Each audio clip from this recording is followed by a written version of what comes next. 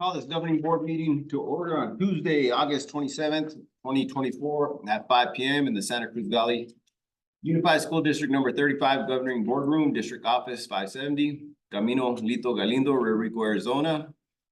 Would you please stand for the pledge? Renee Ramirez, can you lead us? Yes, sir. Pledge allegiance to the flag of the United States of America and to the republic for which it stands, one nation, under God, indivisible, with liberty and justice for all. Okay. Roll call, Ms. Lourdes Vasquez. Present. Mrs. Susan Fobian. Present. Mr. Joel Kramer. I am here. Mr. Renee Ramirez. Here. And Mr. Brad Beach, present. We do have a forum. Subject B, adoption of agenda. Under consent agenda, item under six, item 16E, please remove Brianna Moore due to being incorrectly assigned. Okay. That would be the business. Item 6, is that? Under item number 6 in consent agenda. Number 16E first, Brianna Moore, He's not going to. removing that, yeah, it was incorrectly assigned. Thank you.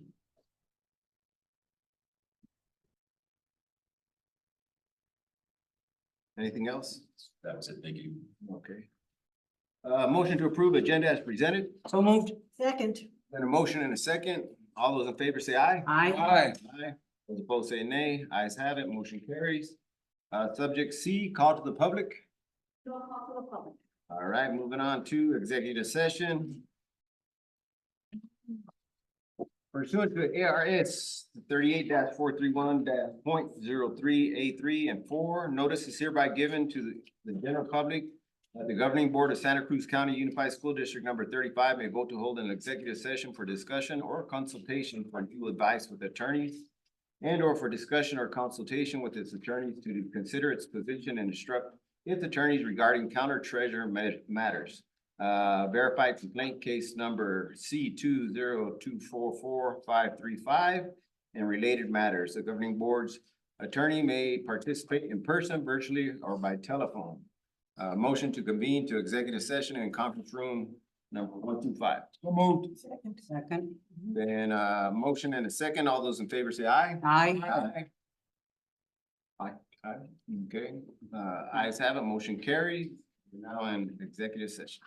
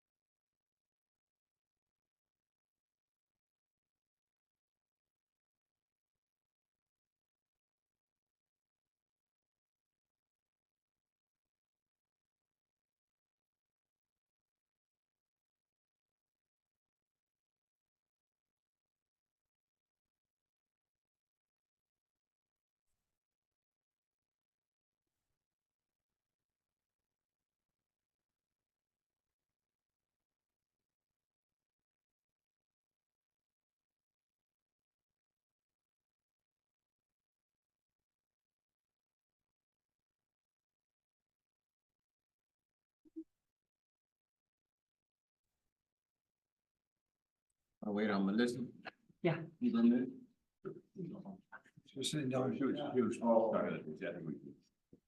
All righty, motion to reconvene to regular session. So moved. Second. Then a motion and a second. All those in favor say aye. Aye. Motion passes. 3, information, discussion, action. There will be no action taken at this time. Moving to 4. Subject A, construction update, discussion, information, presentation, Mr. Dave Verdugo, Jennifer. Thank you. So we do, I don't know if Jennifer is on. Yeah. There she is. All right. So we have a construction update, so I'll go ahead and turn it over to Jennifer.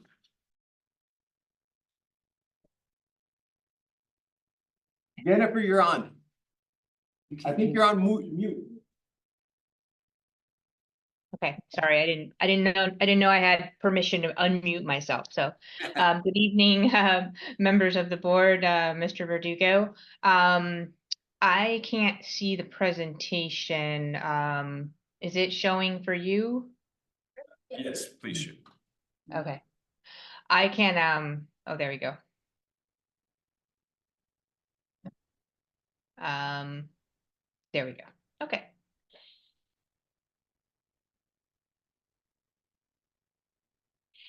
All right, thank you for allowing me to join virtually this evening. I appreciate that.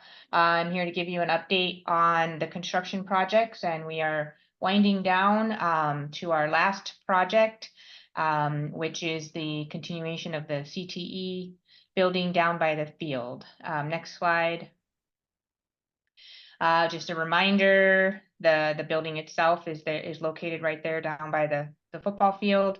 It's going to provide new locker rooms, new restrooms, a large PE fitness room, and a large multi-purpose room that can be used for classrooms, and also large events. We are working towards a substantial completion of October 7th. We did have our weekly OAC meeting today, and they are running on track, on schedule, and do not see any concerns with meeting that date. Next slide. As normal, these photos are all about a week old because we have to turn in the presentation a week before the meeting. So we have had progress since this time. This is an aerial photograph showing the building itself. You can see that the roofing is pretty much all complete. They have the final top coat on there. All the units are in place. They are in process right now of painting the exterior.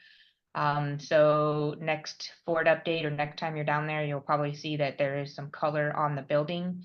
The hardscape around the building continues to be poured. And some of the next items that are in process of being installed right now is the riprap that will control the drainage as it flows away from the building. Next slide. This is an aerial photo showing the pour of the new fire lane that will run along the south side of the football field.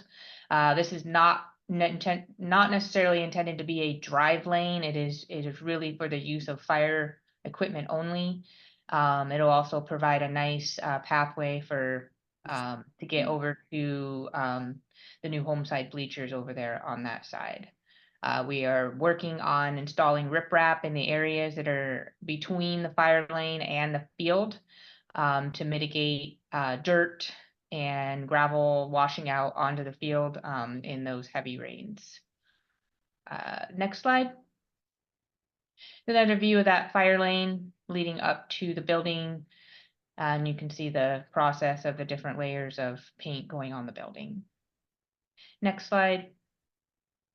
As we move to the interior, this is the large gathering space that can either be 4 classrooms, 2 classrooms, or a large gathering space like I mentioned. We will have telescoping bleachers that will be on one side of the wall that will allow large groups of people to be in this space. And I believe that the folding partitions have actually arrived and are installed. They showed up early and they're already installed. However, we don't have photos of those yet. Next slide. Another picture of the outside as they work around the paint. And we'll be working on the installations of the downspouts and the connection of that drainage to those sidewalk scuppers there that you see. Next slide. This is the large kind of PE athletic space. This is the area that will be getting like a poured rubber floor so that it can be used for multiple PE type and athletic activities. Next slide. It's more of our hardscape on the west side of the building, showing our grade transitions. We will have a railing that's going to be installed there on that ramp curb. And then that is a gentle ramp that slopes down to the field grade to accommodate, again, the large amount of people that are gonna be going to those home bleachers, path for graduation, student access, etc. Next slide. Showing that kind of the end of that transition, there's that not only we have the ramp, but we also have some steps that'll let you get up to those restrooms more quickly. Next slide. We move into the locker rooms. The majority of the locker work is complete. They will be coming back in a couple of weeks to complete all of the tops. Those are those sloped areas at the top of the lockers that prevents, hopefully prevents people from throwing things up there, and it just sits up there. Starting next week, they are going to be working on the epoxy floors. That'll be probably about a week process to get those floors down, and then everybody has to stay off the floors for about another week and a half while they cure into place. So they are just about done with these spaces with the exception of those floors. Next slide. Another view of the adjacent locker room. Next slide. And this is one of the restrooms. You can see the tile work is done, painting is done for the most part. They're working on plumbing fixtures now, bringing in toilet partitions. So this space will continue to evolve as they work on the next few weeks. Next slide. Another view of the roof. You can see the coating is down, the white reflective coating that is required by code for energy to reflect the sun up there. Next slide. And that's it. Are there any questions on the construction or progress of this project? Ms. Bowman? Yeah, I just am worried we're having another monsoon that happens much later than usual. And are you really confident about that substantial completion date with the current weather that we're having? The contractor, we ask them every week how confident they are about the date, and they are they state every week that they are very confident that we're gonna make it. The good news is that the building is completely dried in, so none of the interior of the building is affected by the rains. The majority of the concrete hardscape around the exterior of the building is also complete. And they've been working on the riprap. I believe the riprap is just about complete. So again, that should not be affected by the rains. If they do let us know for any reason that something comes up, then I will work with Melissa and Mr. Verdugo to notify you all immediately. Thank you. Yeah, that was my question too about the weather and the weather that we're having, since it's so, we're not used to it, having it at about this time and this late and so much, so you answered my question, but I love it. Everything looks really, really nice and neat. So thank you. Mr. Kramer? No, everything looks good. It was just looking at the locker rooms and the showers ready to come in and everything else, and our, of course, when we get closer to it, we'll certainly like to get a tour of it, but thank you. Ramirez? Yes, I noticed that, of course, that roof is flat, so is there any drainage from that roof from when it rains? Or does the water just sit there? Oh, no, we have, I believe, two areas where we have, scupper drains. One of the photos that showed on there showed the scupper drains. They are on the east side of the building. So there is two main drains, and then there are also overflow drains that are adjacent to that. So if for some reason, there's a absolute downpour and the water does start to pool or pond, or the main drains get clogged, then there are those overflow drains that will take over. So yes, the roof definitely has drainage. And where does the water go from there? It goes into, on the east side of the building, it goes into downspouts, goes down to the grade, and then it goes underneath the sidewalk. We have those sidewalk scuppers that were shown in one of those photographs. And then discharges into, the retention area that's on the east side of the building. Okay, thank you. Yeah, everything looks good. I'm looking at slide 13, Jennifer. Thank goodness we got the top coat on because we did have some torrential rains. But it does look like there's a little puddling coming off that drainage area on the left side. I don't know if you could check that out sometime this week to see if it is puddling there. It'll be slide 13. It's coming, yeah. Unless it's a reflection of some sort, keep on going to the last, on mine it's slide 13. Or it could be 13. Yeah. One more, keep on going, keep on going, keep on going. Keep on, keep on. Keep on, keep on, keep on. Oh, let's see, go back. Nope, no. Keep going. Right There. there. No, right there. If you zoom into the left, lower left of the screen. Oh, okay. Yeah, I don't know if you could check that out. Just take a look at it. Yeah, absolutely. I'll send the photo back to the contractor and ask, if they can confirm if that's not a low spot there. But that is right there by the drains. Those are the drains. Lower left. Yeah, you can see those two drains right there, but you're absolutely correct. It does look like there's some water on there, so I will ask the contractor to take a look at that and keep an eye on it. Okay, appreciate it, Jennifer, and thank you for your presentation. Okay, thank you. Subject B, budget revision number 1, Mr. Dave Verdugo. All right, thank you. So we have our first budget revisions.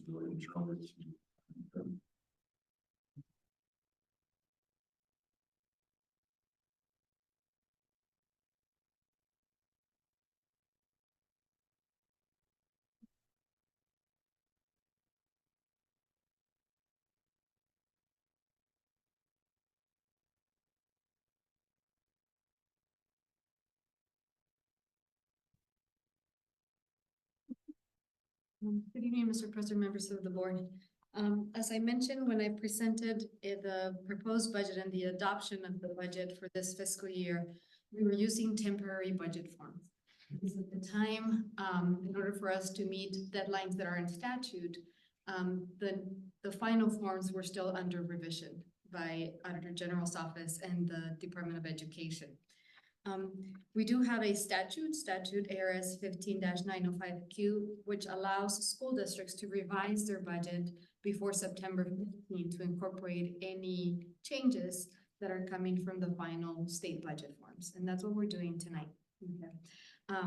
So the changes that were approved in this past legislative session, I like to split them in two areas.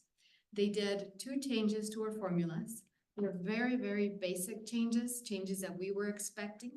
The legislature approved an increase of 2% to the base support level. That is the amount that we received per student, putting us at $5,013 per student, when last year it was at $4,914.71. So that's one change, right? The second change is that they also approved an increase to the transportation funding level by 2%. increasing the support level per route mile from 237 to 242. Very basic. We were expecting those. We took those into account as we were coming and doing budget presentations for you. On the other hand, and they're part of those two bullet points that I shared with you in my memo are reflected in the amounts that I'll share with you in a minute, right? What I do want to point out is that the other side, other two measures that the state approved for school districts in the budget for this fiscal year are not in tonight's budget forms. What are they? The first one is they went ahead and approved a one-time free or reduced price lunch Group B weight supplement.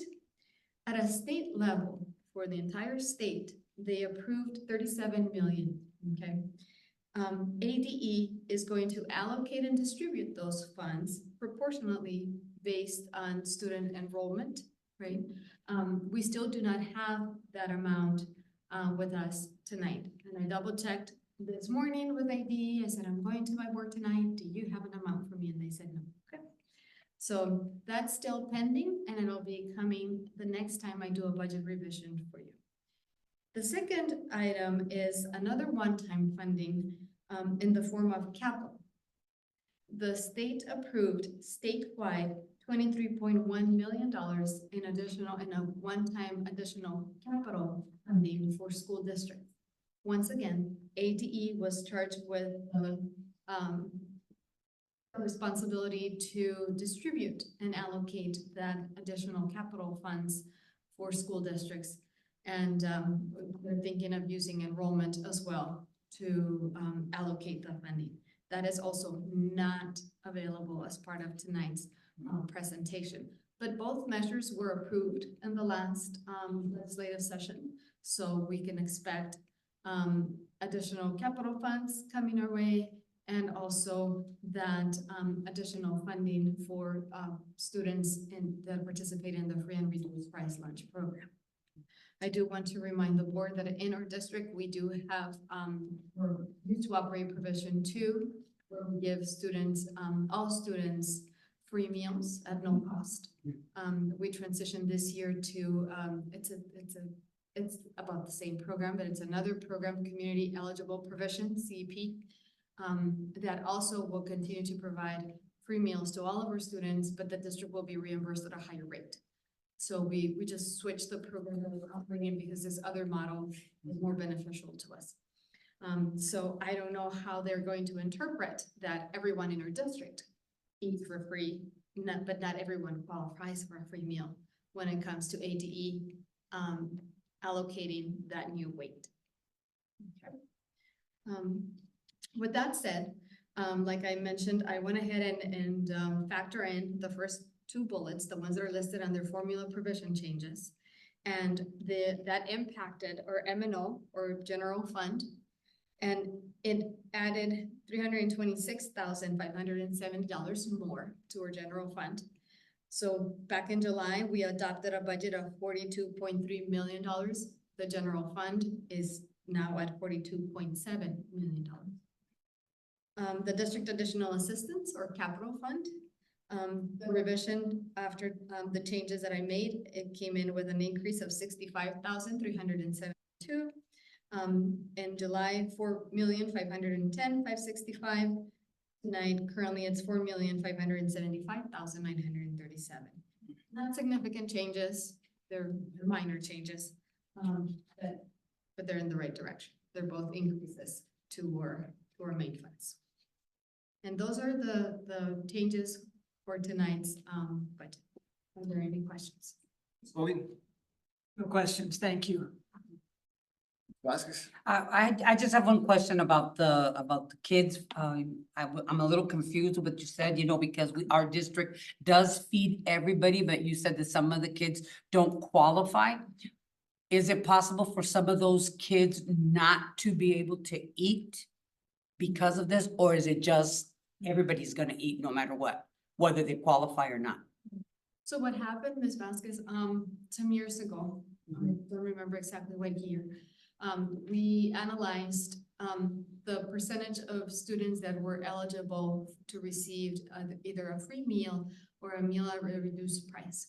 And when a school district in general has the majority of their students qualified either for free or reduced, a school district has the opportunity to apply to a different model for the National School Lunch Program. And that there were, back then it was Provision 2. That's the name of the program with the federal government. And that program allowed us to provide all of the students, even those that did not previously qualify for a free meal or a reduced meal, a free meal for everyone. Okay? Because of our percentages of free and reduced students that were eligible. So we are transitioning this school year to a similar program. It's called CEP, Community Eligibility Program.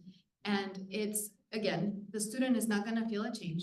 The change is for the students. All students will continue to receive their first meal for free at no cost to them. No change in the form of, we are no longer collecting the lunch applications. I don't know if you're a parent who had to complete a lunch application. Since we transitioned to Provision 2, we no longer collect those lunch applications. That will remain in place. We are not collecting lunch applications. So our family, our clients, our students are not gonna feel the difference. We did that transition, moving from a Provision 2 to a CEP program, because the district will benefit in receiving a higher reimbursement rate from the federal government towards our program. Perfect. Okay, that was my question, because I thought when you kind of said something, I thought maybe some of those kids are going to be, not, and I worry about that, because no matter what, I think that all of our kids really need, their meals, so. Thank you. Thank you so much for the, And just to clarify, in fact, we also have increased, we have an afternoon. Yeah. Or super snack. Yeah, that's what they call it, yeah. Yeah, for the after-school program for the 21st century, yeah, I'm aware of For that. all students after school. Yeah, I know that they do, but thank you so much for all of this, it's fantastic, thank you. Mr. Kramer? Yes, Isela, thank you again for giving us all the information. Be interesting what the state comes down and decides finally what they're gonna do on this. Certainly, if you could say, I'm not familiar with it, but could you send me the community eligibility program? Absolutely. Yes, please. Since it is new, I would certainly like to be informed on that. Because I think, yeah, and Susan was on the board you've been on the board a long time with me, but I remember us discussing this. Certainly, we wanted to go to do the district-wide. Because we had brought up in many years, and even back in the days when those of us that were administrators or worked in schools, there were times that kids didn't even fill it out even though they qualified. Yeah. And it was, that's where you're probably did, because it was sad that a lot of these kids weren't eating because they didn't fill out the proper pay, or they were paying and they probably shouldn't have been paying. Yeah. So I think we as a district, we said, you know what, let's bring everybody into this. No one has to fill out those paperwork. It was all really actually quite good for us. So just for that, because I know that was a catch-all, certainly was important. And certainly the base level and all that, that's all good. So the state didn't give us a deadline for this, for the one-time funding stuff. No. ADE mentioned that they're thinking sometime in the fall. That's what they said. That means till December 21st. Yes.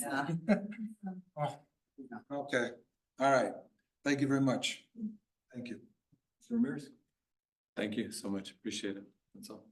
Yeah, I got one question with the transportation, route per mile, they're giving $2.42 now? This is 237. And does that cover the gas expenses pretty good? Or are we losing? The total amount of funding that we receive for transportation, in a district like ours, those that are rural and the wear and tear on our vehicles is Yeah. are Vicious. It's intense. I can tell you that it's not enough to completely offset the cost of the operation. Our buses go through a tremendous wear and tear because of the terrain. And the miles that we put on our buses are by far more than anyone Yeah. in Tucson. And then, Yeah. so, but it certainly helps. Yeah. You worried? No, we're good. Okay, Ms. Brown, thank you for your presentation. Thank you. Subject C, Superintendent's Report, David Verdugo. Thank you. Just, it's later in the, And it's an information. Oh, sorry, okay. no worries. Yeah, thank you. Just wanted to update the board, we'll begin override presentations. And again, so the community is aware, we can't present and say vote for it, but we do provide information on why the override is necessary. We do have one at Tubac Citizens Council on September 9th. So we'll be sharing information on what the override is about, what we use it for, what it does to tax rates that we've already set, since it is a continuation. And that's what I just want to make sure everybody knows, that it's a continuation of our cover. Wanted to thank Mr. Fanning and the team and Audra and everybody for the staff appreciation, opening the soft opening of the pool, which was this past Saturday. Thank them for taking the time and doing that. And we did have a lot of staff members attend. And then coming up this Monday, September 2nd, I know it's a holiday, but it's I think a great way to open up the pool fully to the community. So it'll be our first full day of having the pool open on September 2nd. So excited about that. Also wanted to let everyone know we'll be traveling to a couple of conferences, the Trust Conference, Law Conference coming up actually this Thursday, and then the Law Conference next week. So we have quite a few things going on coming up. So thank you. Thank you. Subject D, Governing Board Members Report, Ms. Fogian. Thank you. It was great to see the principals' reports again back on the agenda, and everybody was so upbeat, and that was just great. And I know it will stay upbeat all year, but it was fun to see them again. And every child that I know is very happy with their teachers. Everything they say is going well, and even though they felt reluctant last month, they're all pretty happy about things. So it's off to a good start. Hope that all maintains. Thank you. Thank you. Ms. Vasquez? Yeah, also the principal's report, that's like a big one for me too. I love to see the pictures that and I know it's a lot of work for the principals to do and they do so much, so well, and you can see the faces of all the kids, of all of our kids, just happy to come back to school, happy to be back, and happy to come, and all of this, the things that they're doing at the beginning of the year and all that stuff. I really like, and I wanted to thank all of the principals for taking the time to make it really fun. I think it's really fun for that. Also, I wanted to thank again, Mr. Fanning and everybody that was involved in the opening, and good luck to them next Monday. I hope we have a big crowd so that a lot of people can go and they can see how their pool is going to be. Good luck to all the sports that we have right now. We have football, cross country, volleyball. What else? I don't remember what else we have right now that's going on. Those are the three main. I think those are the three main ones, right? Cross country and all that. So good luck, give it all you can. Oh, swimming, we forgot. Yes. Okay, swimming. Okay, I forgot about that one. You see, we have a pool and I didn't know that. So anyway, but good luck to everybody, all the sports, and, continue. I haven't heard, like we've gotten our reports, from the schools, and to my surprise, and I'm very happy for that, okay, is that the discipline is very minimal, and it has nothing to do with what we've been fighting for and stuff. So us personally and stuff. So I mean, it's, kids make mistakes, and just keep it going, guys. It's fantastic, what you guys are doing, and good luck for the rest of the year. So thank you. Kramer. Thank you, Mr. Beach. Yeah, certainly, went over there Saturday morning to check it out. Certainly, Audra, she wanted me to dive off the board. I said, get me hurt.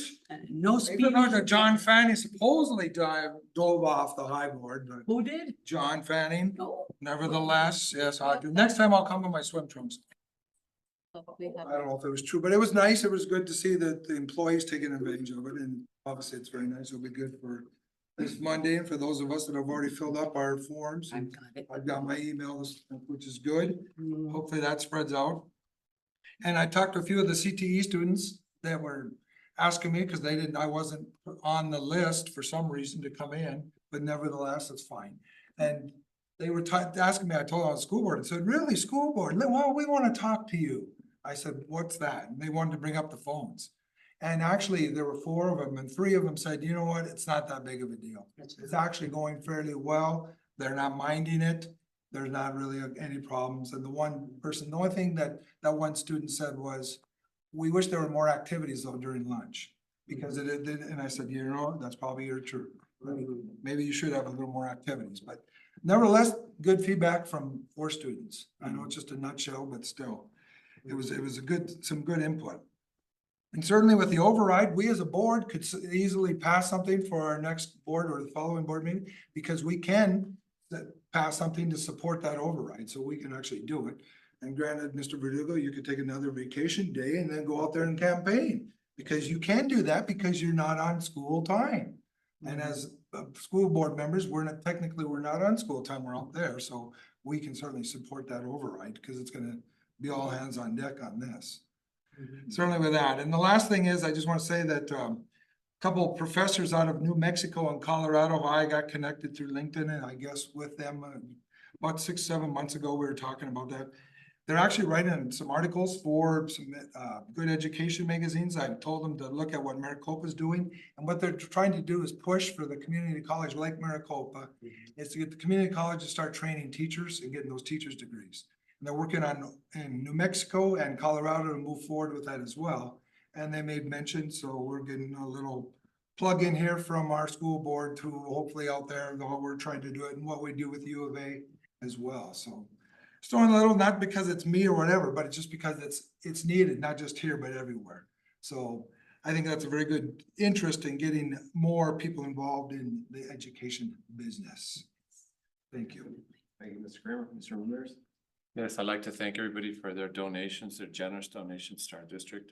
And I'd also like to ask not only people here present at this meeting, but anybody who's listening online, please continue to make tax deductible donations to our schools, because if you don't make that tax deductible donation to the school, then that money, which is a 100% write-off, by the way, you get it all back. If you don't, then that money goes to Maricopa County, and we all know disappears in a black hole. We'll never see it again. Thank you. Thank you, Mr. Ramirez. Yeah, I missed the opening of the pool on Saturday. I was up in Phoenix on Friday at a Def Leppard, Journey, Steve Miller Band concert. Showing my age right now, but woke up a little late, but I'll be there hopefully on the 2nd. Sports and clubs up and running. What I did like, I was on campus yesterday at the wrestling practice. A lot of preseason going on. There is softball going on, and they don't start till February. So the coaches are definitely putting in their time. Our new wrestling coach, Taylor, he started in September. That's never happened, even in my tenure here. So coaches are definitely putting in the time and effort. Junior high, I was talking to a couple of parents. Some of their kids got cut from volleyball and came home crying, Mr. Beach, this, that, and the other thing. And, you know, I'm a firm believer at the junior high level, you should not cut. But I understand when you have 60 people out for volleyball and you can only field a team of 15 or 11. So my challenge, and I'll probably be talking to the 2 principals, if maybe some of the teachers could step up, give them a little stipend or something, and maybe have intramural clubs, if possible, if it doesn't interfere with the regular practice. But there was a really big interest, and I hate at that level, at the junior high level, that we make cuts. So I'll be talking to a couple of the principals. Dave, you might shoot a message or something. That's all I got. Okay, number 5, information, discussion, action. Okay, here we go. So now we do have the budget revision approval. And that's right there. Subject A, budget revision number 1. And Mr. Davis. So we just need a motion. So I would like to approve that. Okay, motion to approve the Santa Cruz Valley Unified School District number 35, 2024-2025 budget revision number 1 as presented. So moved. Second. And a motion and a second. Any further discussion? Seeing none, all those in favor say aye. Aye. Aye. All opposed say nay. Ayes have it. Motion carries. Subject B, Santa Cruz Valley Unified School District number 35 policies. Thank you. So the motion for the policies is, again, before we do that, is to answer any questions that you have about any of the policies. So these were all due to legislative changes or federal changes. Our policies that we updated were already done. So I just wanted to make sure that the board was aware of that. Any, like a cell phone or any of those things were already completed. These were adjustments presented to us by the trust for it's by, again, anything that went into law this past year, last legislative session. And our team vetted that, so all of the, each department looked at each of the policies, reviewed that. And then also the second portion of that is procedurals like FYIs, things like that, that go in document wise. So any questions? I know Mr. Kramer wanted to have a quiz for all board members. To see if they understood all the policies. But any questions? That was the email that they sent, right? Yes. Okay. I checked it out. Ms. Moby, do you have any? Ms. Vasquez? Nope, I had none. Mr. Kramer? No quiz, exactly. Because you guys are all going up there, you're going up there, you're going, right? Anyway, I've read through all, obviously. Yeah, I read through them. But I think that, I think as a board, and certainly with the goal that we've been trying to set forth Mhm. with this district, and we're certainly doing well with our JTED and our CTE programs. But I certainly think that we need to look at and revisit it, and I know the state comes down with that, but it's a lot of your university bound core curriculum, such areas, especially your maths. I think not, I'll say we're not gonna be able to do it this year, but for this next year or the next year after that, because especially once we get hopefully get our programs going even stronger and our dual credit, especially with, as I was just mentioning about community college. We certainly can tweak, and I know this came about because my son and I challenged it, and Dr. Lunderville actually did get that change in there when he was going to ASU, because they did accept that math credit. But prior to that, they said, oh no, that doesn't count, he's gotta take this. I said, no, he doesn't. And sure enough, we got a change because ASU said, no, you don't really need that. So I think we need to start revisiting some of our curriculum that aligns especially to our pushing our kids into the community college level, especially with business, math, and statistics. We could easily incorporate that into our math curriculum. They're going in that direction. As a board, we can approve that because we're gonna get more kids interested, and certainly Brad, I know you're exactly what shaking your head, especially with the sciences. We certainly can start revisiting our curriculum. Again, not right this next year, but certainly if we go in the direction that we hope to, getting stronger and better with our CTE and JTED programs. Our graduation requirements, I'm just bringing that because it is there, because it's still created by university systems. The calculus and everything else, and it's like, come on. Really? Geometry is used by 7% of the population. And that's our second core class, so I'm just saying, we really start going and looking at that. And incorporate, I think there's even CTE English, and there's certainly CTE, correct? So we can certainly, We have those. don't we we? can, yes, but we can certainly, but they are always asking English 1, 2, 3, 4, as long as we get that aligned. But I think as a board, hopefully this next year, we can start looking at that.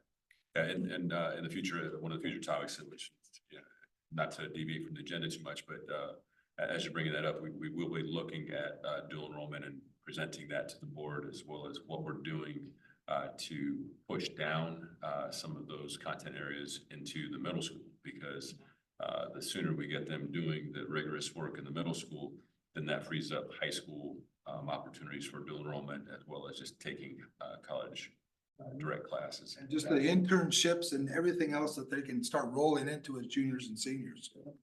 You know, so thank you for adding to that. But I was just looking at that because I think it's important. Mhm. Thank you. All right, thank you, Mr. B. Thank you, Mr. Roberts. I'm good, thank you.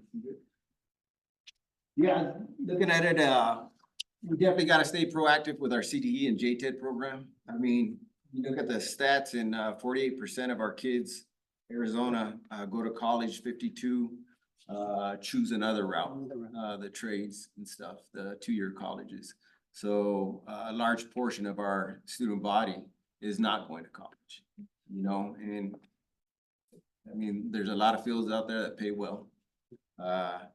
You know, if we could get an electrician certificate coming out, make 75 to 100,000 year one, and then it goes up from there. I mean, so Plumbing, nursing. I know we're very proactive on that, so just keep it up. All right? Thank you. That's all I got. So this is a motion to approve. Okay, motion to update, the 11 Santa Cruz Valley Unified School District number 35 policies as recommended by the trust based on new state legislation, proposed federal regulations and member input as presented. So moved. Second. Been a motion and a second. Any further discussion? All in favor say aye. Aye. Aye. Aye. All those opposed say nay. Ayes have it. Motion carries. Subject C.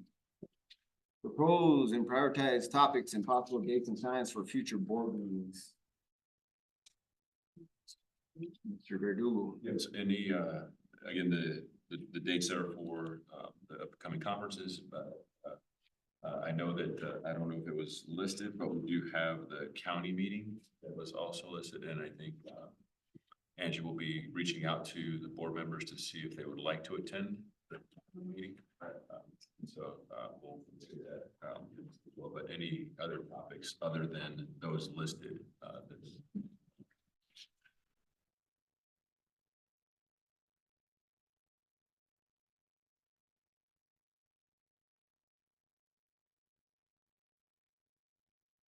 Bogan, do you have anything?